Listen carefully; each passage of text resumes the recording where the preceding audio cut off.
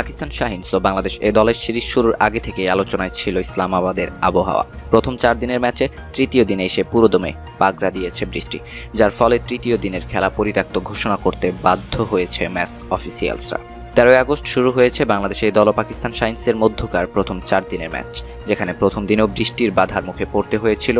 বেরসিক বৃষ্টির কারণে প্রথম দিনে খেলা হয়েছে মাত্র ৪৬.৩ ওভার, যার মাঝে বাংলাদেশ এ দল খেলেছে ৪৪.৩ ওভার এবং পাকিস্তান খেলেছিল ২ ওভার। দ্বিতীয় দিনে বৃষ্টি না থাকায় খেলার কোনো প্রকার ব্যাঘাত ঘটেনি, যার ফলে পুরো দিনে পাকিস্তানের ব্যাটাররা ৮৮ ওভার খেলেছেন। তবে তৃতীয় দিনের সকাল থেকেই বৃষ্টি থাকায় খেলা শুরু করা সম্ভব হয়নি।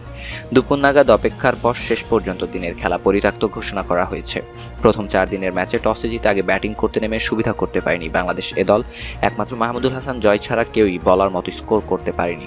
মুশফিকুর রহিম, মমিনুল হকদের ব্যর্থতায় জয়ের ৬৫ রানের ইনিংসের পরও ১২২ রানে অল আউট সফরকারী বাংলাদেশকে জবাব দিতে নেমে উমর আমিন, সৌদ শাকিল, মোহাম্মদ হুরাইরাদের ব্যাটে ৪ উইকেটে ৩৬৭ রানের পুঁজি পেয়েছে পাকিস্তান শাহিনস।